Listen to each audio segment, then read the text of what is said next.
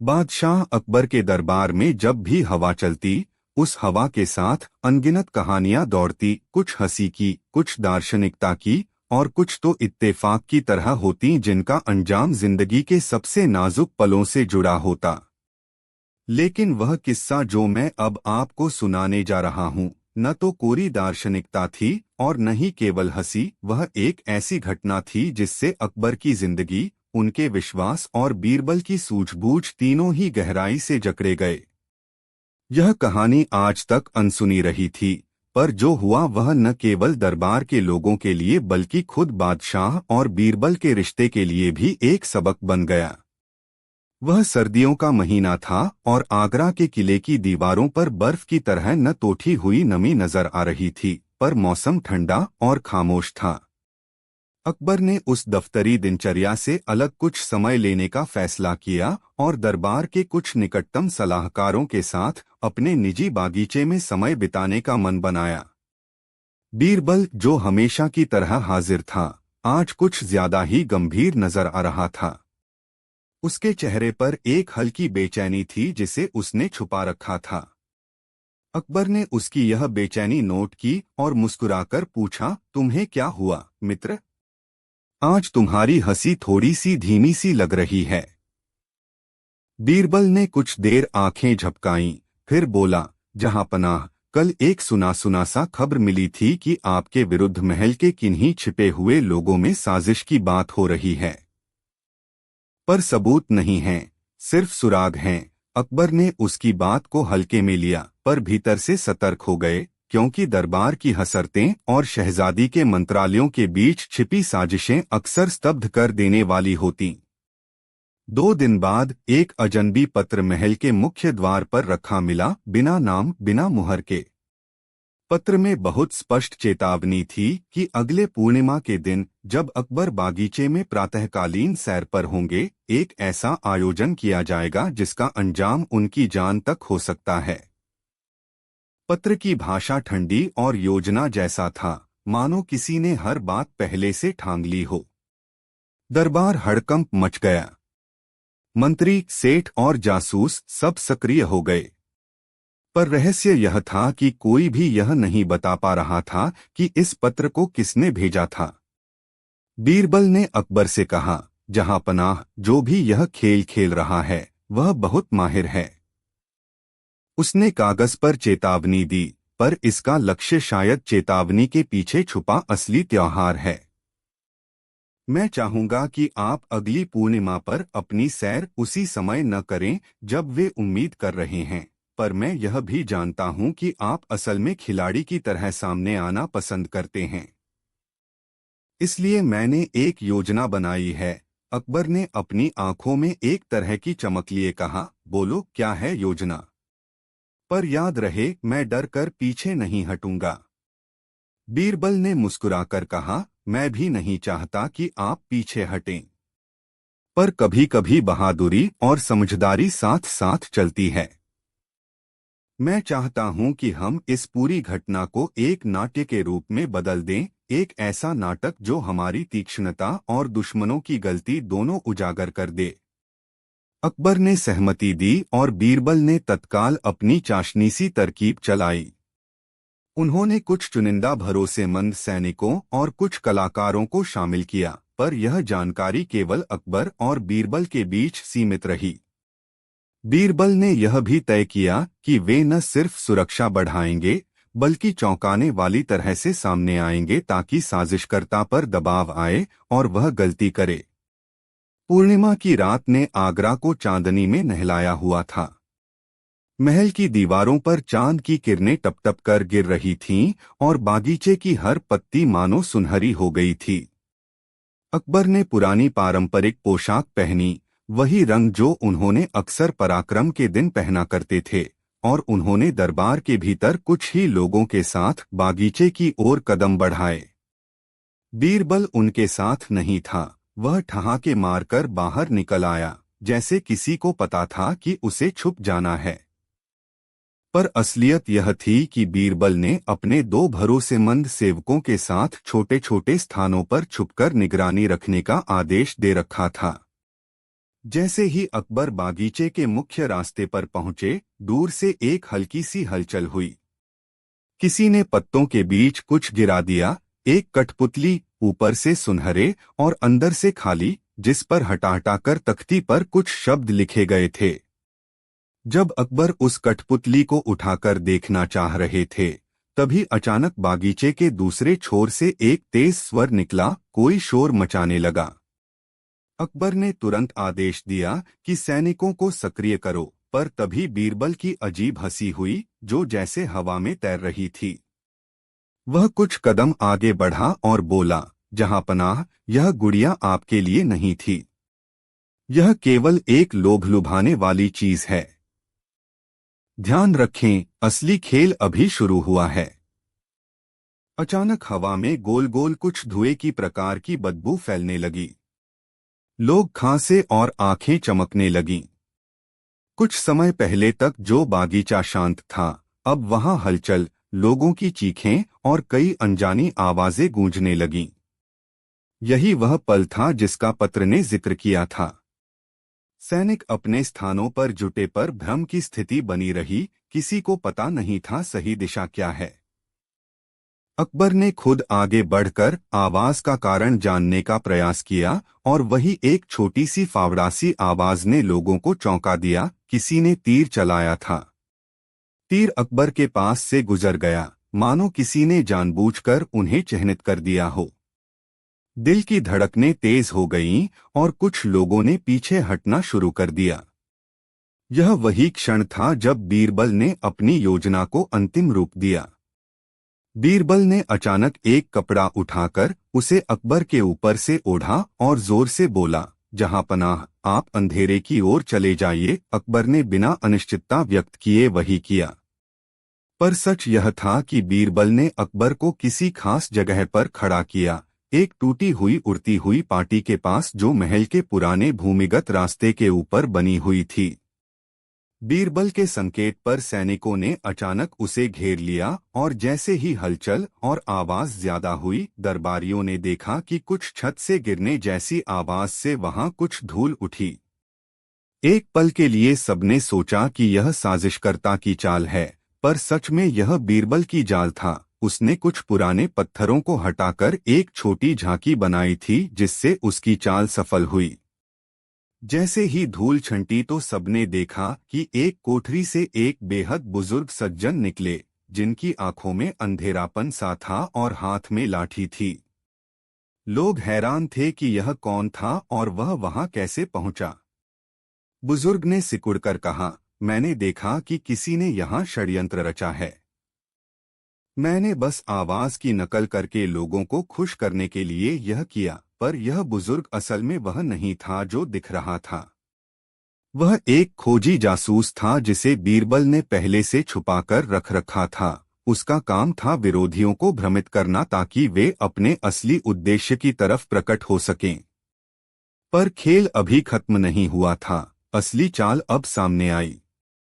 अचानक दुश्मन द्वारा छोड़े गए कुछ तंत्र और केमिकल्स ने हवा में इतनी तेज गंध छोड़ दी कि वहां मौजूद कई लोग बेहोश हो गए। कुछ सैनिकों ने महसूस किया कि यह कोई साधारण गैस नहीं थी, बल्कि एक मिश्रण जिसको कुछ विशेषज्ञ ही बना सकते थे। बीरबल ने तुरंत एक भेदछेद किया। किसी को शक था कि यहाँ से यह गैस आई, और किसने इसे महल के इतने निकट रख दिया। जैसे ही बीरबल ने आसपास देखा, उसकी नजर एक झाड़ी के पास रखे एक छोटे से बक्से पर पड़ी। बक्से पर वही निशान थे जो उस पत्र में थे। बीरबल ने बक्सा उठाया और अंदर से कुछ दस्तावेज निकाले। दस्तावेज से पता चला कि यह साजिश किसी बड़े मुगल अधिकारी की नहीं, बल्कि किसी नजदीकी व्यापारिक घराने के एक भागीदार की कवायद थी, जो मुगल ऐशो आराम से ईर्ष्या करता था और अकबर की राजधानी में अपनी शक्ति बढ़ाने का सपना देखता था। दस्तावेजों में कुछ पते और कुछ मानचित्र थे, पर सब कुछ उलझा हुआ और समझने में कठिन। बीरबल ने तुरंत संकेत दिया कि इसको पढ़ने के लिए भरोसेमंद अफसर बुलाओ। इनमें से एक अफसर था, रैजा नाम का शख्स, जो सूफी खानदानी परिवार से आता था और अक्सर अपने शांत, व्यवस्थित और भेदू शिल्प के लिए जाना जाता था। रैजा ने दस्तावेज पढ़े और गंभीर होकर कहा, जहां पनाह, यह योजना बड़ा खेल है। इन नक्शों में महल के भीतर उन स्थानों की जानकारी है जहां तक आम लोगों की पहुंच कम ही है। यह साजिश किसी बड़े जाल की कड़ी मात्र है। अकबर के चेहरे पर तनाव साफ झलक रहा था कि किस तरह इतना निकट खतरा पड़ा हुआ था और किस तरह से नियति ने फिर भी उनका जीवन बचाया। पर असली मोड़ तब आया जब बीरबल ने अपनी सच्ची तरकीब दिखाई। उसने रेजा से कहा कि यह दस्तावेज पढ़कर केवल दोषियों की पहचान नहीं होगी, बल्कि वे एक चाल चलेंगे जिससे साजिशकर्ता खुद ब खुद अपने आप को बेनकाब कर दे। बीरबल ने एक नाटक सा रचा। उसने महल में अचानक एक बड़ी सभा होने का ऐलान किया जिसमें उन्हीं व्यापारियों और अफसरों को बुलाया गया जिन्होंने अकबर की भलाई के नाम पर कलह मचाने की योजना बनाई थी। सभा का विषय था दरबार की नई व्यवस्था और कर व्यवस्था, पर असल बात यह थी कि बीरबल ने सभा में कुछ विशेष बैंकों की चमकदार थैलियां और नकद लेकर आया, जिनमें असल में खाली पेटियां, छुपे हुए पैम्फलेट और कुछ नकली दस्तावेज रखे हुए थे। सभा उस रात हुई और जैसे ही लोग इकट्ठा हुए, बीरबल ने बड़े आत्मविश्वास से कहा, आज हम कुछ ऐसे लोगों को सम्मानित करेंगे जिन्होंने कुर्बानी से राज की भलाई में योगदान दिया है। सभा के बीच में ही एक शख्स ने अपनी थैली उठाकर दिखाई और कहा कि उसने कुछ चंदा भेजा है, पर जब उसकी थैली खोली गई तो अंदर केवल एक साटन की रुमाल निकला जिस पर लिखा था, साजिश जारी। लोगों की आंखों में घबराहट सा थी और कुछ चेहरे लाल हो गए। यह वही पल था जब बीरबल ने अपने सिद्धांत की गहराई दिखाई। उसने बड़े बुद्धिमत्ता से अलग अलग लोगों की थैलियों की जांच करवाई और हर बार जब किसी में कुछ संदिग्ध निकला तो वह व्यक्ति खुद ब खुद बुरी तरह खामोश हो गया और पसीने छूटने लगे। ऐसा लग रहा था जैसे कोई अदृश्य सूंघ रहे हो और बदन सिहर रहे हों। बादशाह ने तुरंत आदेश दिया कि उन सभी लोगों को हिरासत में लिया जाए। पर बीरबल ने कहा, जहां पनाह, पकड़ना बड़ा आसान है, पर असली बात यह है कि जो लोग सदैव पीछे से चालें चलाकर सत्ता के टुकड़े करना चाहते हैं, वे बाद में और गहरे जाल बुनने लगते हैं। हमें चालाकी से काम लेना होगा। और तभी बीरबल ने एक छोटी सी कूटनीति की। उसने मुकर्रर किया कि जिन लोगों पर शक था उन्हें राजा के सामने कुछ कार्य करना है। उनके सामने कुछ ऐसी छोटी छोटी जांच कराई गई जिनमें उनकी असल नीयतें स्वयं प्रकट हो गईं। जिन लोगों ने खून खराबा, जहर या हथियार पहुंचाने का संभवन किया था, उनकी आंखों में भय और अपराध की झलक थी। कईयों ने दबाव और सबूतों के आगे अपना गुनाह कबूल कर लिया। जांच से सुपुर्द दस्तावेजों के मुकाबले सबूतों और गवाहों ने साजिशकर्ता की पहचान को और स्पष्ट कर दिया। पर कहानी यहीं खत्म नहीं हुई। जैसे ही मुख्य षड्यंत्रकर्ता का नाम जाहिर हुआ, एक ऐसा व्यापारी जिसका नाम दरबार में सम्माननीय था, उसके पीछे एक बड़ी कड़ी खुली। वह व्यापारी वर्दी के लोगों को खरीदने और संसाधनों को नियंत्रित करने का खेल खेल रहा था। खिल्ली खुशी की दुनिया में वह आदमी सहजता से घुसा हुआ था, पर अब जांच में उसकी छोटी छोटी हरकतें उजागर हो गईं। वह नकली दस्तावेज बनवाता, कुछ नौकरों को दिया उल्टा काम करने के लिए उपयुक्त करता और रात के अंधेरे में कुछ संदिग्ध पैकेट्स भेजवाता। जब उसे पकड़कर सामने लाया गया तो वह पहले तो इनकार करता रहा, पर बहुमूल्य सबूत और गवाहों के सामने उसकी हर बात धुल गई। बादशाह ने उसे सख्त सजा दी, पर बीरबल ने सिर्फ सजा पर ही ध्यान नहीं दिया। उसने व्यापारी के जमीन और धन के कुछ हिस्सों को लोगों की भलाई के लिए समर्पित करवा दिया, ताकि उसके किए का कुछ भलाई में बदला भी जाए और अन्य लोगों के लिए सबक भी बने। जब ये सब हुआ, अकबर ने बीरबल की ओर देखा। उसकी आंखों में उस दिन की गहरी कृतज्ञता थी। अकबर ने कहा, बीरबल, तुमने एक बार फिर दिखा दिया कि बुद्धि और धैर्य कितनी बड़ी हथियार हैं।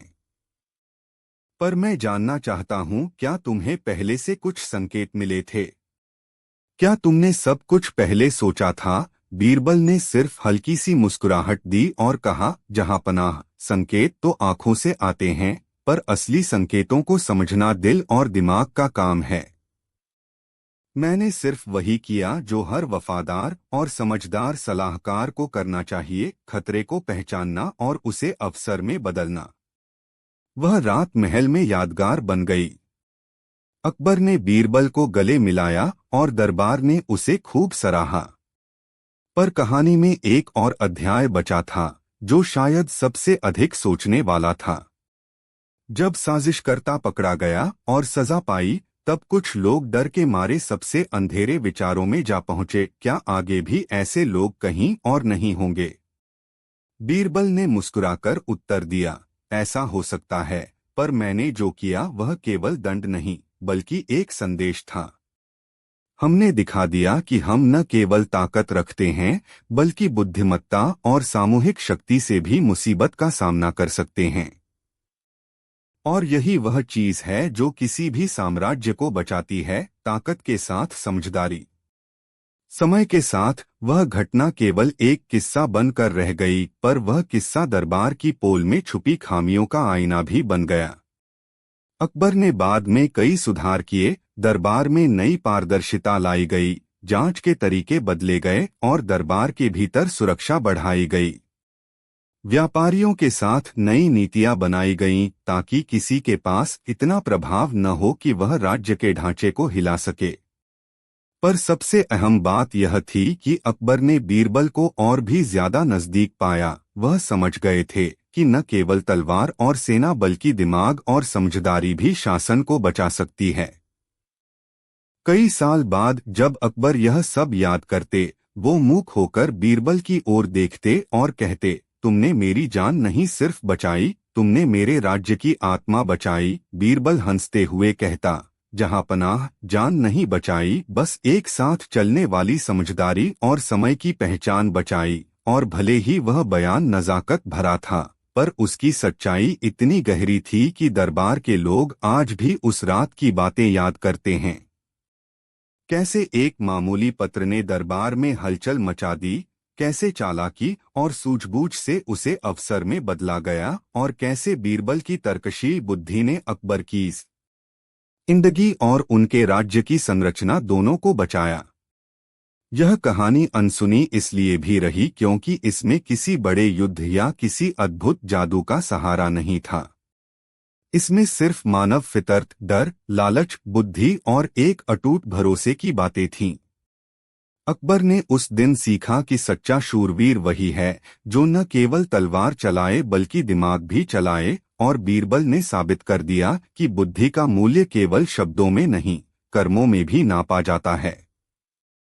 बादशाह और सलाहकार के बीच यह घटना एक ऐसी लौ थी जिसने भविष्य में आने वाली अंधेरी चालों को रोका और मुगल दरबार को एक नए भरोसे और स्थिरता की ओर बढ़ाया। यकीनन इस तरह की अनसुनी घटनाएं इतिहास के झरोखों में छुपी रहती हैं। कुछ को हम पढ़ते हैं, कुछ को महल की दीवारें चुप रहती हैं, और कुछ को केवल वही लोग जानते हैं जो उस रात में थे। पर जिसने भी वह कहानी सुनी, उसने यही जाना कि कभी कभी जीवन बचाना केवल शौर्य ही नहीं होता, वह समझदारी का भी काम होता है। और उस समझदारी का सबसे बड़ा नमूना उस रात बीरबल के रूप में सामने आया था। शाही दरबार में हुई चोरी की बात उस सुबह दरबारी गलियारों से बाहर भी बहने लगी। आगरा का किला अभी ठंडी हवा में सिहर रहा था और महल की विशाल खिड़कियों से सूरज की पहली किरणें धीरे धीरे इन कमरों में उतर रही थीं, जब एक तेज सूचित आवाज ने सभी को हिलाकर रख दिया। खजाने का एक बहुमूल्य अंग, एक सोने की सूखी पटरी जिसमें दुर्लभ रत्न जड़े हुए थे, गायब थी।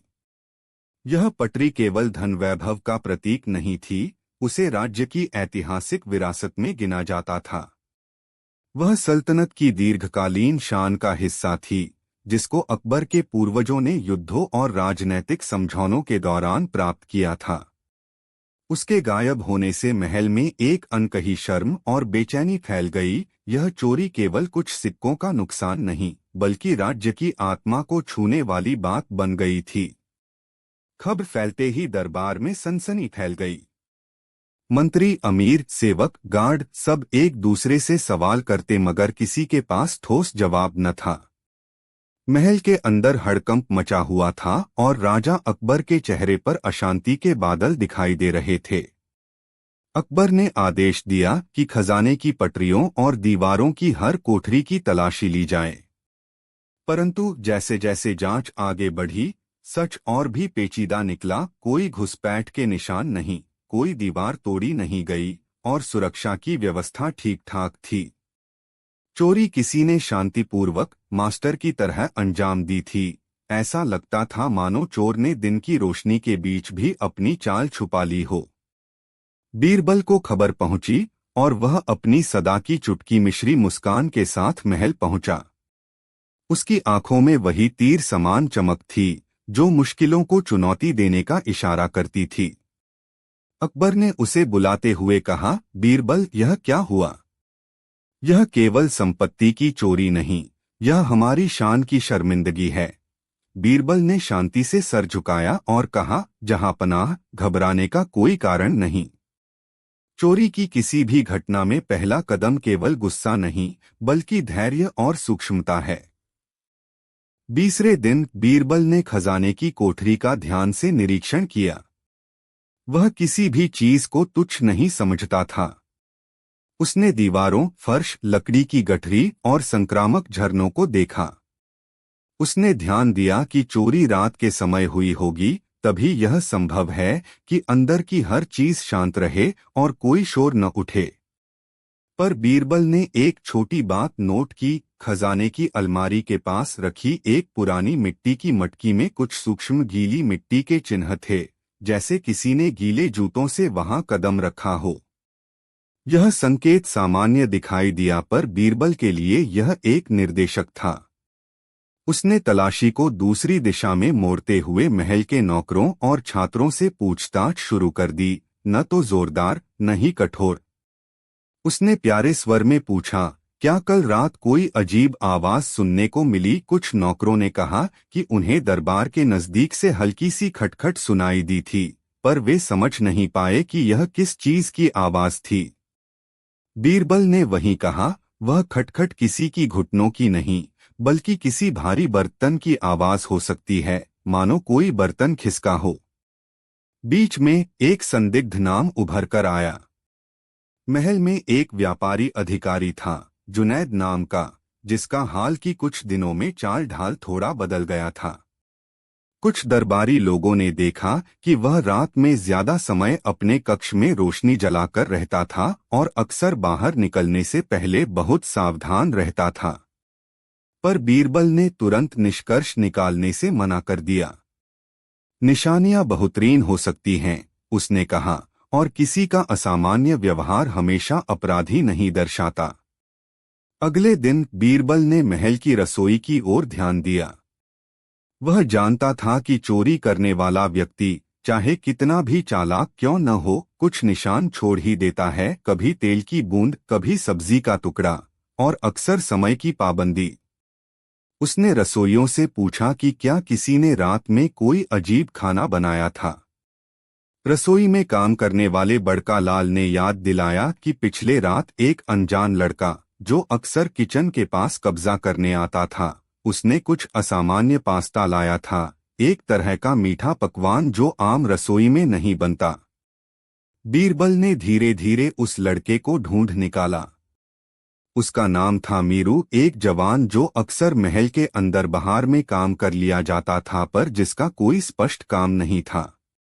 मीरू को पकड़कर बीरबल ने सहज ढंग से पूछा, मीरू, कल रात तुम कहाँ थे? मीरू थोड़ा घबरा गया, पर ईमानदारी से बोला कि उसने रात में कुछ देर महल के पास घूमते हुए देखा कि किसी की शक्ल अंधेरा से मिलती थी, पर उसने ध्यान नहीं दिया। पर उसके पैरों के निशान वही थे जो बीरबल ने खजाने के पास देखे थे, गीले मिट्टी के निशान। यह संकेत मिलते ही बीरबल ने मीरू को अकेले नहीं छोड़ा। अगले चरण में बीरबल ने एक चाल चली। उसने महल के कुछ भरोसेमंद कारिंदों से कहा कि वे एक नकली खजाना तैयार करें, जिससे चोरी करने वाला अपनी लालच में फंस जाए। यह नकली खजाना असल खजाने जैसा दिखता था, सुनहरी चमक, नक्काशी और नकली रत्नों से सजा हुआ।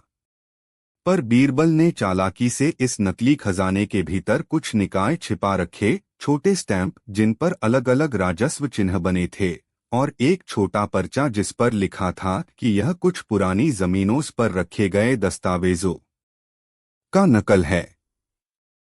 बीरबल चाह रहा था कि जो भी व्यक्ति चोरी के पीछे है वह अगली बार लालच में आकर वही वस्तु ले जाए और आत्म प्रमाण छोड़ जाए।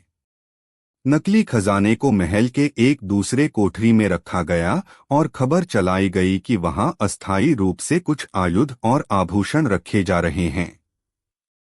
बीरबल ने पूरे महल में निगरानी मजबूत कर दी, खासकर उन रास्तों पर जहां पुरानी सीढ़ियां और संकरे द्वार थे। पर बीरबल ने छिपकर काम करने की कीमत से अधिक कुछ नहीं कहा। उसने समझ रखा था कि चोरी करने वाला व्यक्ति जल्दीबाज होगा, सतर्क नहीं। रात को वही पुराना खेल हुआ। कोई चोर अपने कदमों की आहट को छुपाते हुए महल की दीवारों से चिपक कर चला और उस कोठरी के पास पहुंचा जहां नकली खजाना रखा था। उसने धीरे से ताला खोला और खजाना उठा लिया, पर उससे पहले ही बीरबल की जांच टीम ने उसे घेर लिया। उस व्यक्ति को पकड़ा गया और वह कोई और नहीं था बल्कि महल की ही एक छोटी सी नौकरानी नूरजहां थी। महल में जैसे बिजली गिर गई।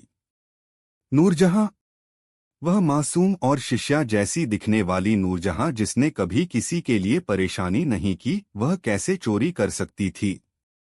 लोग हैरान थे। नूरजहां खुद कांप रही थी और उसके चेहरे पर शर्म और भय मिश्रित थे। बीरबल ने नूरजहां से पूछा, तुमने ऐसा क्यों किया? क्या तुम्हारे पास कोई मजबूरी थी? नूरजहां ने रोते हुए बताया कि वह अपने छोटे भाई के इलाज के लिए पैसे चाहती थी। उसका भाई एक गंभीर बीमारी से पीड़ित था और नूरजहां की तनख्वाह इतनी कम थी कि वह इलाज का खर्च नहीं उठा सकती थी। यह सुनकर दरबार में कुछ लोगों की आंखों में दया की चमक आई। पर बीरबल का अनुशासन कहता था कि केवल एक व्यक्ति को पकड़ना समस्या का हल नहीं, नूरजहां केवल एक कड़ी थी। असल चोरी के निशानों और दस्तावेजों से यह स्पष्ट था कि ये घटनाएं किसी बड़े षड्यंत्र का हिस्सा थीं। नकली खजाने में पाए गए स्टैंप्स और पर्चे इशारा कर रहे थे कि किसी ने महल के अंदर अक्सर चोरी करवाई और फिर उसे बाजार के रास्ते से बाहर भेजा। नूरजहां की कबूलियत से यह बात और गहरी हुई कि वह किसी के दबाव में थी, कि किसी ने उसे निशाना बनाया और उसे मजबूर कर दिया था। बीरबल ने एक गहरी सांस ली और कहा, हमें यह समझना होगा कि नूरजहां अकेली नहीं थी।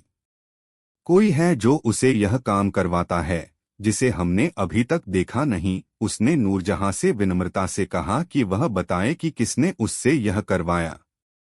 नूरजहां ने रोते रोते बताया कि उसे एक दिन एक अनजान पुरुष ने पैसे देने का इंतजाम दिखाया। उसने कहा कि अगर नूरजहां ऐसे अवसर पर महल के कुछ आभूषण निकाल दे तो उसे और उसकी मां को अच्छी रकम दी जाएगी। नूरजहां ने नाम नहीं बताया, वह डरती थी कि उसके परिवार को कोई नुकसान न पहुंचे। बीरबल ने निर्णय लिया कि वह नूरजहां की सुरक्षा करेगा और उसके भरोसे को जीतने की कोशिश करेगा। उसने नूरजहां के लिए एक सुरक्षित कोठरी व्यवस्था की और कुछ भरोसेमंद नौकरों को वहां रखा ताकि उसे और उसके परिवार को कोई जोखिम न हो। साथ ही उसने महल के भीतर की वृद्धि निगरानी शुरू कर दी, किसके हाथों में किसकी चाबियां हैं, कौन रात में अपने कमरे छोड़ता है, कौन किससे बात करता है, हर छोटी सी बात पर नजर रखी गई। फिर बीरबल ने एक और नाटक किया। उसने महल के भीतर अफवाह फैलवाई कि शाही खजाने के कुछ गहने अगल-बगल के बाजार में बेचने की कोशिश की जा रही है और जिन दुकानदारों ने इन्हें खरीदा उन्हें कठोर सजा दी जाएगी। वास्तविकता यह थी कि बीरबल चाहता था कि चोर जो महल के भीतर से आभूषणों को बाहर भेजता है, भय से मूर्खता दिखाए और एक गलती कर दे। कुछ दिनों बाद ही एक ताज़ा मामला सामने आया। एक छोटे गहने का टुकड़ा स्थानीय हाट में देखा गया। बाजार के दुकानदार ने शक के साथ उसने इसे महल के किसी दुकानदार से खरीदा था, पर अब वह डर गया और मंत्री के पास जा पहुंचा। मंत्री ने तुरंत बीरबल को खबर दी और बीरबल ने तुरंत अपनी टीम को वहां भेजा। टीम ने दुकानदार से बहुत विनम्र ढंग से बातचीत की और पता चला कि गहना एक अपरिचित यात्री द्वारा लाया गया था, जिसने पैसे की तंगी दिखाते हुए इसे सस्ता में बेच दिया था। पर दुकानदार की आंखों में कुछ झलक थी, जैसे उसे मालूम था कि वह चीज महल की थी। जांच का दायरा अब और बढ़ गया। बीरबल ने उस यात्री की जानकारी ली और पता लगाया कि उसकी पहचान बदल कर रहने वाली एक गिरोह का हिस्सा थी जो अक्सर बड़ी चोरियों को अंजाम देता था। पर गिरोह अपने हाथों में इतने कच्चे सुराग छोड़ता था कि पकड़ा जाना मुश्किल ही होता। बीरबल ने उसी गिरोह की पहचान एक स्थानीय रास्ते के साथ जोड़ दी और धीरे धीरे उसने महल के बाहर के कुछ रास्तों की निगरानी करवाई। आखिरकार एक ठंडी रात में वे सफल हुए। एक संदिग्ध व्यक्ति पकड़ा गया। वह वही था जिसने दुकानदार को गहना बेच दिया था। पकड़े जाने पर उसने झूठे नाम दिए, पर जब बीरबल ने उसे डांटा तो वह टूट गया और उसने कबूल कर लिया कि उसने महल के भीतर से कई बार गहने निकाले हैं और बाजार की ओर भेजे हैं। उसने बताया कि वह गिरोह का छोटा साथी है और उसका लिंक महल के अंदर किसी बड़े संपर्क से जुड़ा था। यह लिंक वह था जिसे बीरबल सबसे अधिक तलाश रहा था, कोई महल के भीतर एक प्रतिष्ठित भूमिका निभाने वाला व्यक्ति जो अपनत्व और भरोसा का ढोंग करके इन चोरियों को अंजाम दे रहा था। गिरोह के साथी की पूछताछ ने एक नाम उघाड़ा, दरबार का एक उच्च पदाधिकारी रियाजुद्दीन, जो अक्सर खाने पीने और नीति पर चर्चा करता था, पर जिसकी शान और जिम्मेदारी पर किसी को संदेह नहीं था। रियाजुद्दीन, यह नाम सुनते ही महल में भूचाल आ गया। वह एक घरेलू सज्जन और लोगों का प्रिय माना जाता था। पर बीरबल को देखते ही अंदेशा हुआ कि शैतान अक्सर सज्जन वेश में रहता है। वह जानता था कि अगर रियाजुद्दीन वास्तव में दोषी निकला तो केवल उसे पकड़ना ही काफी नहीं होगा, इससे राज्य की प्रतिष्ठा पर असर पड़ेगा, इसलिए उसे सावधानी से काम करना होगा। बीरबल ने एक चतुर योजना बनाई। उसने रियाजुद्दीन को आम तौर पर तारीफों से नहलाए जाने वाला सामाजिक कार्यक्रम, एक उत्सव में विशेष अतिथि बनने के लिए आमंत्रित किया। बीरबल ने ऐसा दिखाया कि वह रियाजुद्दीन का पूरा सम्मान करता है, पर असल में यह एक फंदा था। उत्सव के दिन बीरबल ने रियाजुद्दीन के कक्ष की जांच का आदेश दिया और उनके नौकरों से बातचीत की। नौकरों ने बताया कि रियाजुद्दीन कई बार रात में अजीब तरीके से अपनी माला के साथ चलता दिखा करता था और कई बार उनकी पुरानी अलमारी में कुछ गुप्त थैलियां रखी होती थीं। बीरबल ने तब एक और नाटक रचा। उसने महल के कुछ भरोसेमंद लोगों को एक नकली गहना बाजार के रजिस्टर में बेचने की योजना के बहाने वहां भेजा। यह नकली गहना एक साबुन के टुकड़े जैसा दिखता था, पर असल में इसमें चिपकने वाले निशान और कुछ ऐसे संकेत थे जो बीरबल ने पहले वाली चोरी के निशानों से मिलाए जा सकते थे। इस योजना से बीरबल चाहता था कि रियाजुद्दीन खुद कुछ कदम उठाए जो उसे बेनकाब कर दे। बीरबल की योजना काम आई। कुछ दिनों बाद रियाजुद्दीन को इस खत के बारे में पता चला जिसमें कहा गया था कि महल के एक गहने को बाजार में बेचने की कोशिश की गई थी और जांच चल रही है। रियाजुद्दीन, जो खुद को निश्चिंत समझ रहा था, थोड़े घबरा कर भी नहीं दिखा, पर उसकी हरकतों में एक चूक थी। उसने अपने कुछ भरोसेमंद नौकरों को एक छोटी बैग लेकर दूर भेजा, पर वे नौकर घबराकर अपनी बातों में उलझे और उन्हीं के जरिए कुछ सुराग छूट गए। बीरबल ने इन सुरागों को जोड़ते हुए देखा कि रियाजुद्दीन की पुरानी अलमारी के नीचे कुछ फर्श की सूक्ष्म खरोंचें और कुछ तंतु थे, ठीक वही तंतु जो नकली गहने में पाए गए थे। भीतर से मिली कुछ चिट्ठियों में लिखा था कि रियाजुद्दीन कुछ बाहरी लोगों से योजना कर रहा था ताकि वह कुछ आभूषणों को बाहर भेज सके और इन संसाधनों से अपनी निजी संपत्ति बढ़ाए। जब बीरबल ने रियाजुद्दीन को खुलकर सवालों के घेरे में रखा, तब उसने गुफ्तगू में अपना असल रूप दिखाया। पहले तो वह सर्वथा इनकार करता रहा, पर जब प्रमाण उसके सामने रख दिए गए, तब वह टूट गया। उसने स्वीकार किया कि उसने भय और लालच में कुछ गलत कदम उठाए थे। उसने बताया कि किस तरह उसने लोगों को आर्थिक लाभ का विश्वास दिलाया और कुछ नौकरों को पैसे देकर महल के कुछ छोटे गहने निकालने के लिए प्रेरित किया। वह आंसू बहाते हुए बोला कि उसने कभी यह नहीं सोचा था कि चीजें इतनी बढ़ जाएंगी। अकबर की आंखों में वे अश्रु देखकर बीरबल ने समझाया कि सजा की जगह सबक देना जरूरी है, पर न्याय भी अटल होना चाहिए। अंततः रियाजुद्दीन को कठोर सजा दी गई, उसे पद से हटाया गया, संपत्ति का एक हिस्सा राज्य को सौंपना पड़ा और वह सार्वजनिक रूप से शर्मिंदा हुआ। नूरजहां और उसके परिवार को आर्थिक सहायता दी गई ताकि वे अपना जीवन ठीक कर सकें और अस्पताल के बिलों को पूरा किया गया। गिरोह के बाकी साथी भी पकड़े गए और गिरोह का नेटवर्क उजागर कर दिया गया। पर इस पूरे अनुभव का सबसे बड़ा सबक यह था कि सदेहता और वफादारी का मुखौटा पहनकर भी कोई बुराई घर बना सकती है। बीरबल ने अकबर से कहा, जहां पनाह, शासन केवल शक्ति और आदेश नहीं है, यह लोगों के बीच विश्वास बनाए रखने की कला है। जब यह विश्वास टूटता है तो चोर और चालाकी अंदर आकर अपने पैर पसारते हैं। अकबर ने सिर हिलाया और कहा कि अब से वे राज की संरचना में एक नई पारदर्शिता लाएंगे, हर अधिकारी की जिम्मेदारी स्पष्ट की जाएगी और महल के भीतर वित्तीय लेनदेन पर कड़ी निगरानी रखी जाएगी। कहानी यहीं नहीं रुकी। बीरबल ने जानते हुए कि रियाजुद्दीन की गिरफ्तारी से महल का आंतरिक संतुलन प्रभावित हो सकता है, व्यवस्था को स्थिर रखने के लिए एक और कदम उठाया। उसने तय किया कि रियाजुद्दीन के द्वारा उल्लिखित विश्वासों को दुरुस्त करने के लिए एक सार्वजनिक सभा का आयोजन किया जाए जिसमें दरबार के सभी सदस्य और जनता के प्रतिनिधि मौजूद हों। उस सभा का उद्देश्य केवल दंड नहीं, बल्कि पुनर्निर्माण और विश्वास की बहाली था। सभा के दिन महल का हॉल लोगों से भर गया। अकबर ने अपने सिंहासन पर गंभीर मुद्रा के साथ बैठते हुए कहा कि राज्य का हर नागरिक, चाहे वह राजा हो या नौकर, समानता के साथ न्याय का अधिकारी है।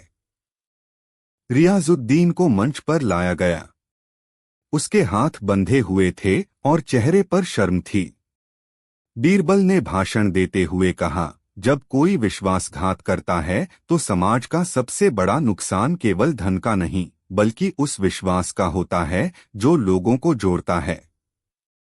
पर बीरबल ने सभा में सिर्फ सीधे आरोप नहीं लगाए, उसने कुछ और भी भेद खोल दिए। उसने खजाने की सुरक्षा के लिए नए नियम प्रस्तावित किए, जिनमें हर अधिकारी के कोठरों की रजिस्टर में प्रविष्टियां अनिवार्य होंगी और किसी भी बहुमूल्य वस्तु को बाहर भेजने के लिए 2 स्वतंत्र अधिकारियों के हस्ताक्षर जरूरी होंगे। साथ ही महल के रिसाव को रोकने के लिए महल के भीतर छोटी छोटी निरीक्षक समितियां बनाई जाएंगी। इन व्यवस्थाओं ने लोगों को विश्वास दिलाया कि अब गलती की गुंजाइश कम होगी। रियाजुद्दीन की जांच प्रक्रिया बड़ी सार्वजनिक और शांतिपूर्ण तरीके से चली। उसके परिवार को आर्थिक दंड के अलावा भी सामाजिक रूप से सजग किया गया ताकि उसे सुधार के अवसर मिलें। नूरजहां की परवरिश और उसके परिवार की मदद से लोगों ने देखा कि न्याय केवल सख्ती नहीं, बल्कि सहानुभूति का नाम भी है। बीरबल ने अकबर से यह भी कहा कि दंड और पुनर्वास के बीच संतुलन रखना जरूरी है, तभी समाज स्थिर रहता है। उसी दौरान बीरबल ने अपनी सूक्ष्म जांच में महल की कुछ अन्य कमजोरियों को उजागर किया। उसने पाया कि कुछ पुराने दस्तावेजों को सहेजने के लिए रखी गई अलमारियां, जिनका प्रयोग सालों से सामाजिक और आर्थिक रिकॉर्ड के लिए होता था, वे असुरक्षित थीं। कुछ नौकर जो रात में उनकी देखभाल करते थे, वे काफी मंद बुद्धि और आर्थिक रूप से कमजोर थे। इन्हें बख्शना आसान था, पर नियमों में ऐसे रुखेपन ने चोरों को मौका दिया था। बीरबल ने सुझाया कि इन नौकरों के लिए बेहतर वेतन और सुरक्षा प्रदान की जाए ताकि वे बाहरी दबाव की वजह से अपराध करने के लिए प्रेरित न हों। फिर एक और नया मोड़ आया। जांच के बाद यह स्पष्ट हुआ कि रियाजुद्दीन का सहयोगी, जो गिरोह का मध्यस्थ था, महज पैसे के लालच में काम कर रहा था, पर उसका नेतृत्व किसी और चतुर शख्स के हाथों में था। वह शख्स दांतों न खून से छुपा हुआ था। उसे लोग शायद ही खामोश समझते थे। उस शख्स का नाम था असगर खान। वह महल के नजदीक रहने वाला एक अधिकृत सामान व्यापारी था। किसी ने सोचा नहीं था कि वही असगर, जो महल के सामानों की खरीद और बेच के सौदे करता था, वही व्यक्ति कई बार महल की हल्की फुल्की चीजों को बाहर भेजने में मदद करता होगा। बीरबल ने असगर की गतिविधियों पर नजदीक से नजर रखी। असगर अपने व्यापार के बहाने अक्सर महल के भीतर आता जाता रहता और कई दस्तावेजों तथा टुकड़ों को स्वीकार कर लेता था।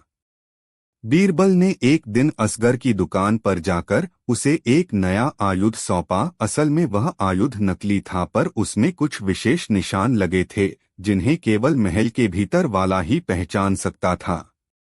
असगर ने वह आयुध खुशी खुशी ले लिया और जैसा कि बीरबल ने आशा की थी, उसने जल्द ही उसे बाहर बेचना चाहा। इस प्रक्रिया में उसका भ्रम और लालच दोनों खुले तौर पर सामने आए। असगर को पकड़ना आसान नहीं था। उसने अनेक रास्तों से अपनी पनाहें बनाई हुई थीं, पर बीरबल ने फिर से अपनी चतुराई दिखाई। उसने असगर के कुछ रिश्तेदारों के साथ संपर्क साधा और देखा कि असगर आधी रातों में अक्सर एक पुराने हवेली में जाता था। वहां कुछ ऐसे लोग मिलते जो बाहर से आए होते। बीरबल ने उस हवेली के पास रात्रि संरक्षण बढ़ाया और कुछ चुपके से छुपकर इंतजार किया। एक रात असगर और उसके साथी एक बड़ी बोरी लेकर आए और कहा कि आज कुछ विशेष सामान बाहर भेजने हैं। बीरबल की टीम ने फटाफट हमला किया और असगर के साजिशी दस्तावेज और सामान जब्त किए गए। असगर की गिरफ्तारी से कई और दरवाजे खुल गए। उसके पास से निकली चिट्ठियों में कई नाम थे, कुछ सरकारी कर्मचारी, कुछ व्यापारी और कुछ मामूली नौकर। इन चिट्ठियों में रंगीन शब्दों में योजना के बारे में लिखा हुआ मिला, पर सबसे चौंकाने वाली बात थी कि इन चिट्ठियों में कुछ संकेत ऐसे थे जो बीरबल को सीधे चुनौती दे रहे थे, जैसे कोई कह रहा हो कि आप हमें रोक नहीं पाएंगे। यह जानकर बीरबल थोड़ा चौंका, पर उसने तुरंत अनुशासन बरकरार रखा। बीरबल ने महसूस किया कि यह मामला केवल चोरी नहीं है, बल्कि एक बड़ी शक्ति प्रतिस्पर्धा का हिस्सा है। किसी ने महल के भीतर का असंतुलन पैदा करके बाहरी ताकतों को फायदा पहुंचाने की कोशिश की थी। उसने अकबर से यह खुलकर कहा कि यह साजिश केवल अमानवीय लालच का नतीजा नहीं, बल्कि राजनीतिक रूप से योजनाबद्ध चाल भी हो सकती है। अकबर ने गंभीर होकर कहा कि राज्य की सुरक्षा संपूर्ण रूप से इस तरह के षड्यंत्रों से जूझ रही है और हमें अपनी नीतियों में बदलाव लाने होंगे। बीरबल ने सुझाव दिया कि राज्य के भीतर आर्थिक पारदर्शिता लाई जाए, खासकर उन रास्तों पर जहां सामान और धन बाहर भेजे जाते थे।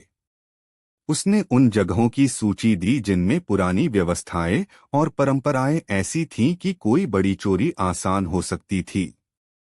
अकबर ने तुरंत आदेश दिए कि उन रास्तों और पदानुक्रमों की पाबंदी की जाए, यानी हर लेनदेन का रिकॉर्ड रखा जाए और हर व्यक्ति पर जवाबदेही तय हो। इन सुधारों के साथ साथ बीरबल ने कुछ अनपेक्षित परिणाम भी देखे। एक नया समूह जो शुद्धता और न्याय के लिए जागरूक हो रहा था, उसने सार्वजनिक रूप से अधिक पारदर्शिता की मांग की। कुछ पुराने सचिव ने कहा कि अब तक की व्यवस्था केवल शाही लाभ के लिए रची गई थी, पर अब उसे जनता के हित में बदला जाना चाहिए। बीरबल ने इसे सही कदम माना, क्योंकि शासन का मूल आधार ही जनता का भरोसा होता है। समय के साथ जब मामलों की गुत्थी खुली, तो पता चला कि कई छोटी छोटी चोरियां असगर के माध्यम से की गई थीं, पर उनका मूल उद्देश्य रियाजुद्दीन की निजी संपत्ति बढ़ाना था। कुछ धन विदेशी एजेंटों तक पहुंचाया गया था ताकि वे राज्य के भीतर विभाजन पैदा कर सकें। बीरबल ने यह जानकारी गुप्त रूप से जुटाई थी और उसने अकबर को सलाह दी कि इसके खिलाफ कड़े कूटनीतिक कदम उठाए जाएं। अकबर ने अपनी बुद्धिमत्ता और धैर्य से काम लिया और डिप्लोमेटिक तौर पर उन एजेंटों को बाहर खदेड़ दिया ताकि उनकी साजिशें प्रभावित न कर सकें। बीरबल का काम सिर्फ राजनीतिक नहीं था, उसने लोगों के दिलों को भी जीतना चाहा। उसने नूरजहां से कई बार मिलकर उसकी कहानी सुनी और उसे समझाया कि गलतियां मनुष्य से होती हैं, किंतु पश्चाताप करने पर उन्हें सुधारा जा सकता है। नूरजहां ने बीरबल की उदारता और समझदारी से प्रभावित होकर अपने जीवन को बदलने का संकल्प लिया। उसने बीरबल की मदद से खुद को शिक्षित किया और धीरे धीरे महल की अन्य सरल कार्यों में दक्षता हासिल कर ली। नूरजहां की कहानी उन लोगों के लिए प्रेरणादायक बनी जो गरीबी और मजबूरी के कारण गलत रास्ते पर चले जाते हैं। इसके बाद बीरबल ने महल के हर कोने में एक सुरक्षा संचालक नियुक्त किया। वे सामान्य कर्मचारी थे जिन्हें अतिरिक्त प्रशिक्षण दिया गया था ताकि वे न केवल निगरानी कर सकें बल्कि जनता और नौकरों के लिए एक भरोसेमंद संपर्क भी बन सकें। रात के पहरे में अब ऐसे कर्मचारी रहते जो महल के इतिहास और कागजात के रखरखाव से भी वाकिफ थे। इस प्रयास से चोरी की घटनाएं घट गईं और लोगों के बीच विश्वास वापस आने लगा। अंत में जब हालात शांत हुए, बीरबल ने अकबर के साथ एक लंबी सैर की और नदी किनारे बैठकर इतिहास के उस अध्याय को याद किया। अकबर ने बीरबल से कहा, तुमने मेरी शान और मेरे लोगों का विश्वास वापस दिलाया है। बीरबल ने हल्की हंसी के साथ कहा, जहां पनाह, शान तो आपकी है, मैं केवल उस शान को सुरक्षित रखने का प्रयत्न करता हूँ। कहानी का असर दूर दूर तक गया। छोटे गांवों के स्कूलों में बच्चे अब कहानी सुनते और पूछते कि बीरबल ने आखिर ऐसा कैसे सोचा। उनके अध्यापक कहते कि बीरबल की बुद्धिमत्ता का एक बड़ा हिस्सा उसकी मानवीय समझदारी भी थी। वह केवल अपराध को न पकड़कर सजा देना नहीं चाहता था, बल्कि उसने उस व्यवस्था का इलाज किया जिससे अपराध पैदा होते थे। एक दिन बीरबल महल के प्रांगण में बच्चों के बीच बैठा था। कुछ छोटे बालक उसके चारों ओर इकट्ठा हुए और उससे सवाल करने लगे। एक बच्चा बोला, बीरबल दादा, क्या आप हमें यह बताएंगे कि जब आपने नूरजहां को देखा तब आपके दिल में क्या आया? बीरबल ने मुस्कुराते हुए कहा, लगभग वही आया जो तुम्हारे माँ बाप को आता है जब तुम गलती करते हो।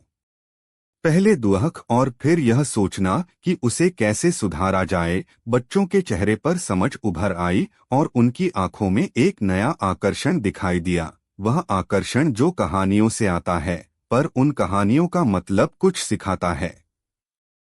समय के साथ बीरबल के सुझाए गए सुधारों ने प्रशासन को सुचारू बनाया। महल से बाहर भी नई नीतियां लागू हुई। व्यापार के नियमों में पारदर्शिता, कर्मचारियों के वेतन में वृद्धि और जनता के लिए शिकायत निवारण पैनल की स्थापना। भ्रष्टाचार और चोरी के मामलों में गिरावट आई और लोगों का शासन में भरोसा बढ़ा। इतिहासकारों ने इस घटना को सिक्कों का मर्म नाम दिया। वे कहते हैं कि चोरी केवल खजाने का नहीं बल्कि विश्वास का भी गुनाह है, और बीरबल ने इसे फिर से साबित कर दिया। सालों बाद जब अकबर बुजुर्ग हुए और उनके कई निर्णय इतिहास में दर्ज हो गए, तो उन्होंने बीरबल के लिए एक स्मारक बनवाया, न केवल उसके नाम की शान के लिए बल्कि एक संदेश के लिए कि बुद्धि और मानवता का मेल किसी भी साम्राज्य को बचा सकता है। स्मारक पर एक वाक्य उकेरा गया था, जहां मर्म है वहां शक्ति भी। लोग आते और देखते कि कैसे एक सामान्य बुद्धिमत्ता ने असामान्य कठिनाइयों को दूर किया। बाजारों में दुकानदारी करते समय कभी कभी व्यापारी लोग यह कहते सुनाई देते थे, अगर बीरबल के समय में कुछ खो जाए तो वह उसे ढूंढ लेता। यह कहावत धीरे धीरे जनजीवन का हिस्सा बन गई। नूरजहां की कहानी भी लोगों की जुबान पर थी। कईयों ने उसकी मदद की और उसने भी अपना जीवन दूसरों की सेवा में लगा दिया। वह अब महल की एक छोटी शिक्षिका बन गई थी जो गरीब बच्चों को पढ़ाती और नैतिकता की बातें सिखाती।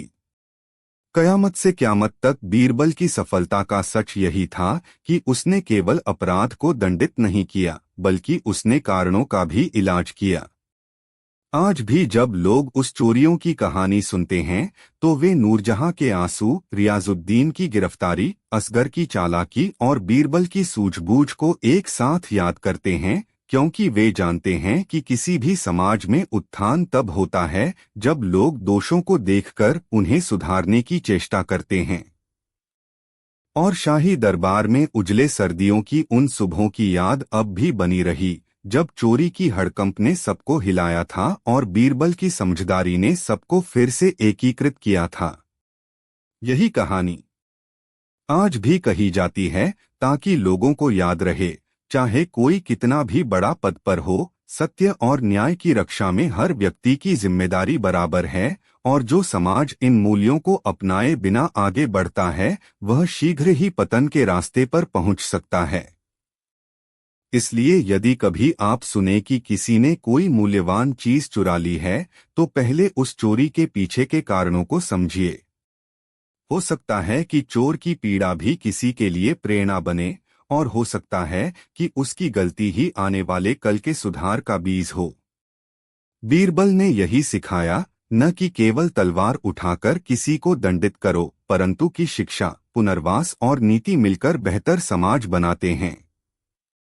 और इस कहानी का अंत इसी विचार के साथ होता है कि शाही दरबार में हुई चोरी का खोखा बीरबल ने ढूंढ निकाला था, पर असल खोखा वह था जिसमें समाज की कमजोरियां छुपी थीं।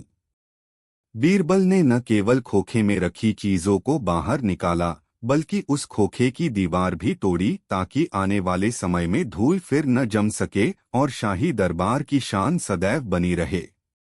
दरबार की सूनी हवा में भी कभी कभी ऐसी बातें घूम जाती थीं जो दीवारों से टकराकर भीतर तक पहुंच जाती थीं। वही बातें जो सतह पर साधारण लगती थीं, पर उनकी परतों के नीचे कोई आग जमी होती थी। उस साल भी कुछ ऐसा ही अनजाना सा माहौल महल में था। दूर दक्षिण की सीमाओं से मिलने वाली खबरें कोई सरल शिकन नहीं थीं। ज्यों-ज्यों समय बीत रहा था, पड़ोसी रियासतों में राजनीतिक गठजोड़ बदल रहे थे, कुछ आम आर्थिक असंतुलन उभरे थे, और कुछ नेताओं के मुंह में अब वह पुराना दहाड़ लौट आया था जो कभी कभी बड़े संघर्षों की शुरुआत हुआ करता था।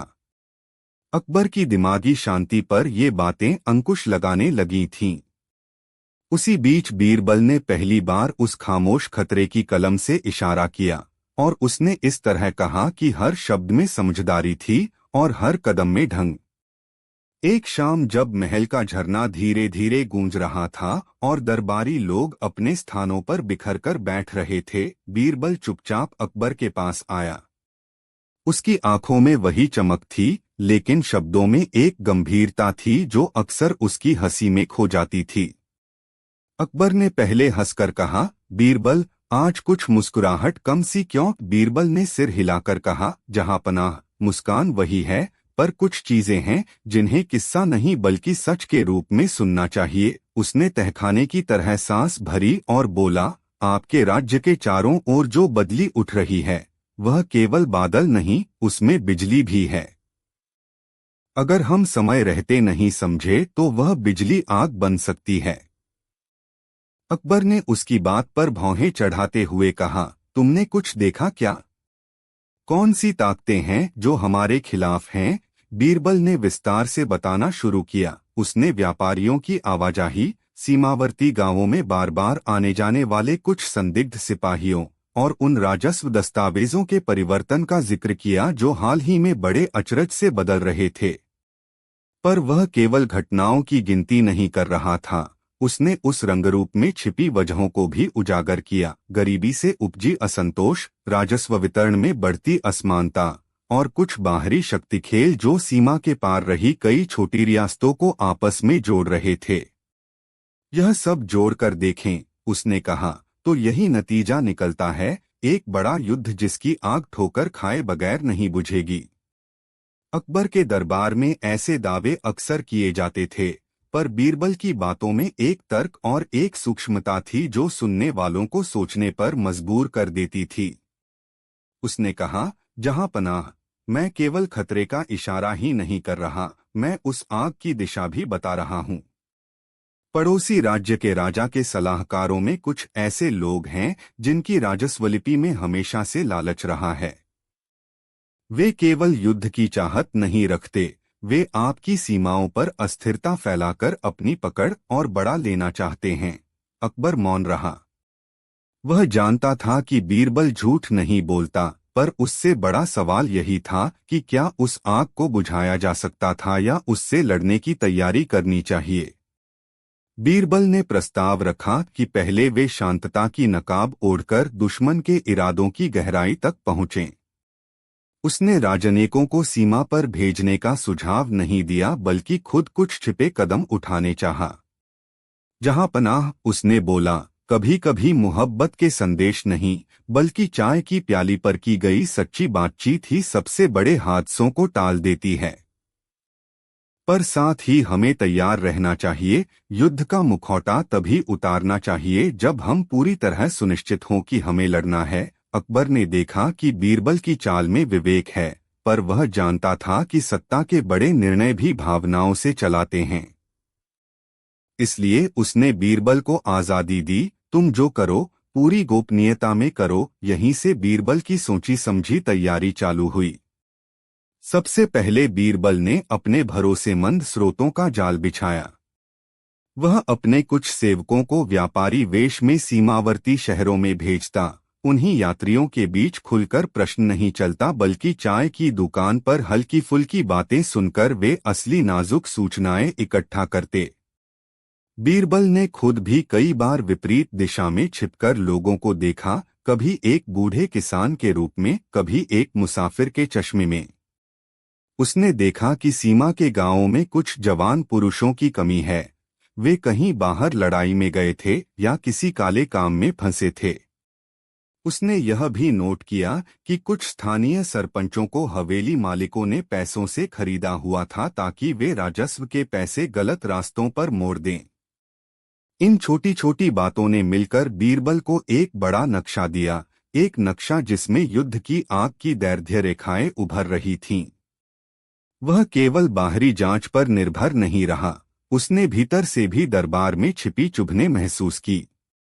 कुछ दरबारी चेहरे थे जो अक्सर राज दरबार के पिछवाड़े बैठकर झूठी तारीफों के साथ अपनी योजनाएं बुनते थे। बीरबल ने देखा कि कुछ लोग युद्ध की आस लगाकर अपना प्रभाव बढ़ाना चाहते थे। युद्ध से न सिर्फ शक्ति बढ़ती थी, बल्कि युद्ध के दौरान उठने वाले संसाधन भी उनकी जेबों में आ जाते थे। इसीलिए बीरबल ने समझा कि अगर कुछ लोग युद्ध की हवा उड़ा रहे हैं तो यह स्वाभाविक नहीं, यह नियोजित है। उसने निर्णय लिया कि युद्ध को टालने का सबसे अच्छा तरीका यह होगा कि वे उस नियोजन के स्रोत तक पहुंचें और उसे काट दें। उसने अपनी पहली चाल अंजाम दी, एक दिखावटी गठबंधन की नीति बनाई गई। बीरबल ने दरबार में कहा कि अकबर को पड़ोसी राज्य के साथ व्यापारिक संबंध मजबूत करने चाहिए ताकि आर्थिक रिश्ते राजनीतिक रिश्तों पर भारी पड़े। यह बात सुनने में सरल थी, पर अमल में बड़ा समझदार कदम था। उसने अकबर को सुझाव दिया कि वे बड़े व्यापारियों के लिए छूट और कर की छूट घोषित करें और भाषा ऐसे रखें कि पड़ोसी राज्यों के व्यापारी भी इससे लाभान्वित हों। कई लोग यह समझ नहीं पाए कि बीरबल क्यों अचानक व्यापार पर जोर दे रहा है, पर वह जानता था कि जब धन का प्रवाह स्थिर होगा तो हथियारों की साजिशों के लिए पैसा जुटाना कठिन हो जाएगा।